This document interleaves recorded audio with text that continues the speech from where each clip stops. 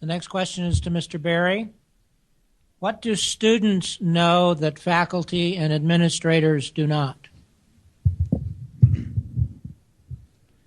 Within the grassroots, I think students know how the classroom structures and the classroom sizes affect their education.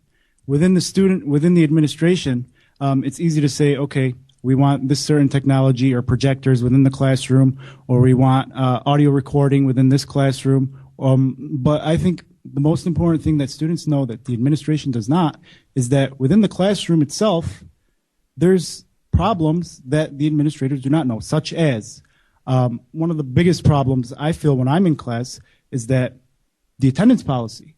I pay for my classes about $4,500 a semester. If I have an emergency, perhaps, I have a right to leave the class. Now, the teachers, or the professors, excuse me, mark my absences, and throughout the semester, they're cumulative, and my grades are going to be affected by. Now, the administration implements these policies within the attendance, not knowing that the students obviously have their own issues aside from school. So within the classroom structure, within the classroom policies itself, I think students know that there's discrepancies within the classroom that the administrators do not. Follow up to Mr. Al-Nabalsi. So is this a rebuttal, and then I have another chance to answer this question? Is that how it works? You're in charge of the follow-up, Mr. Al-Nabalsi. I only ask the questions. Okay. This is another thing that comes with experience. It's kind of very vague to say students in administration and faculty have a gap, and that gap is characterized by classroom policy, as my opponent has stated. It's very vague. It's not. It comes with experience, and that's why experience is so important. These faculty, these professors, these administration, they come to work, they put in their 40 hours, they get paid, they go home, they have no idea what it's like to be a student. We take classes, we have a family, we have jobs, we're involved, we have sacrifices that we make. Professors have no idea of these sacrifices that we make, and it's just like, it's not about really the policy that's different. It's about that we come to a commuter campus. These administration, a lot of them come from non-commuter campus, and it's just they have been involved. They had dorms. They have a different lifestyle, and it's their background is different from our background. And so to answer the question specifically, what do students know that faculty do not? It's the experience that they have on campus, plain and simple. The next question is to Mr. Al-Nabalsi. Discuss an area that student government has not historically addressed that you would like to work on. Thank you. Historically, I think an area that student government has not addressed is developing the youth that are in the future going to attend the University of Michigan Dearborn. And so you can call that mentoring, you can call that big brothers, big sisters, whatever you want to call it. But going to these high schools, talking to these students, mentoring them, and preparing them for this university. Number one, what that does is that builds an appreciation for the students, for a university in general, and post high school. Second of all, if it's coming from University of Michigan Dearborn, then that builds an appreciation for this campus specifically. And part of our agenda this year is student advisors, and it's not just something that we just want to build younger leadership in high school and that, but it's also for students that are currently on this campus, for freshmen who not only should be able to go there to their academic advisors, but also should be able to go to a student advisor. Let's say your major was biology, and you were a freshman, you came in, you saw your academic advisor, and he told you, hey, you have to take these classes, this many credits. If you saw a student advisor, in addition to this academic advisor, this student advisor could tell you exactly, oh, you should probably take this professor. This professor is going to be difficult. These classes are going to take this much time. It's going to be easy. It's going to require a couple papers, and so on and so forth.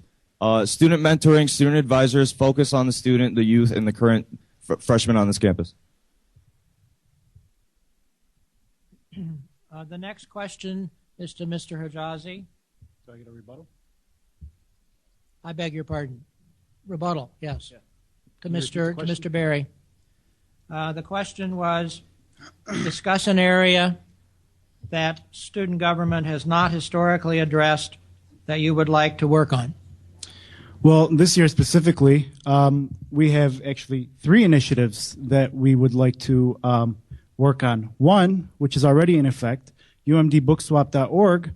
Jeremy, I don't know if he's back there. Jeremy took the initiative this year, along with a bunch of our senators, to advance this alternative venue for bookstore, for the UMD bookstore. Students buy their books for $150 at the bookstore. They go back to sell them. They'll get about, $30?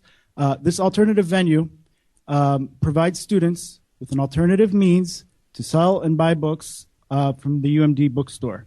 Also, we want to implement a ticket system where student concerns, this goes back to wanting to shift student government agenda from event planning to coalition government, student concerns and such.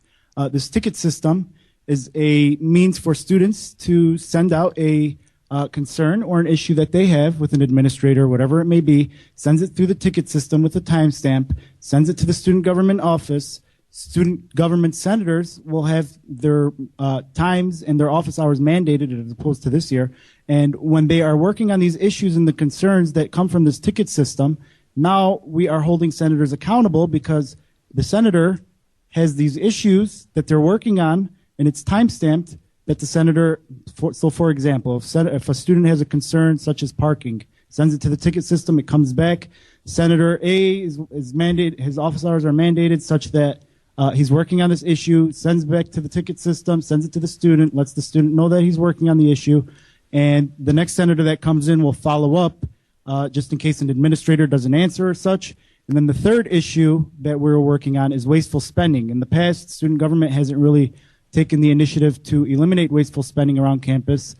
This year, we've implemented a system where computer labs shut down after a certain time, thereby saving us $1,800 a year. $50,000 a year in the long run. The next question is to Mr. Hijazi.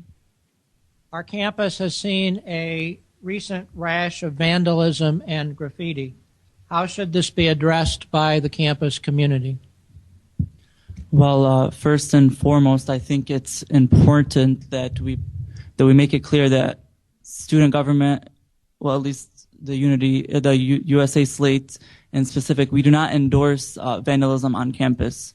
And I really think that it's important that that message is put across. It's obvious that there's a few students on campus who are, I would have to say, fed up with the administration. And we have to, regardless of how they're taking their approach with getting their message across, we have to take what they're saying into consideration. Why are they so upset with the administration? I think that there are problems at this university, and we have to, regardless of how the message was being spread, I think we have to address these issues. Rebuttal to Ms. Chaudhary. The Amazing Blue Party obviously condemns the actions as well. We just need a better way for students to voice their opinions. They need a better outlet. I think if they had that outlet, if SG was visible enough and for the students to know that they can come voice their concerns to us, they would not have resorted to graffiti and chalking the walls and things like that. So I believe that as a student government, we should have been there for those students who obviously had issues with administration and representation or unity or whatever they were talking about.